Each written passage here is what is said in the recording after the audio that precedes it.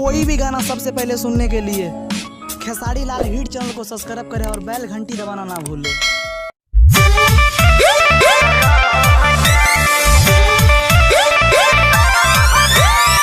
biharmasti.in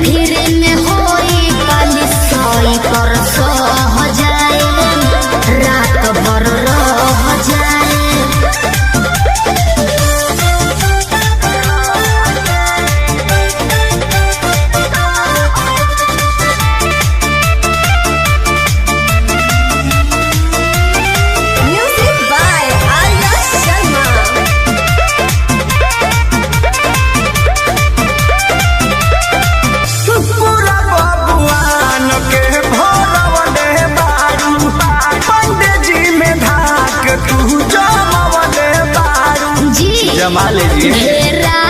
बानी हो हम तो आइल बानी हो रौरा संगे संगे हम होलसी आइल बानी हो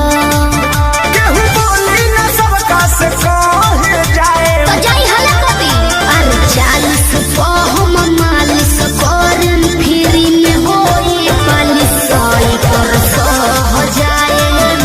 रात भर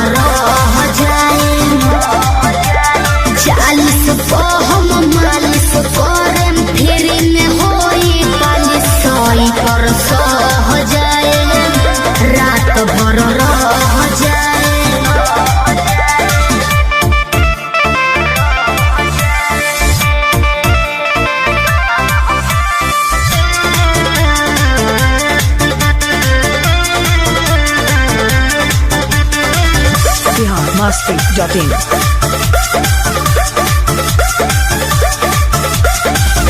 मार्केट में तो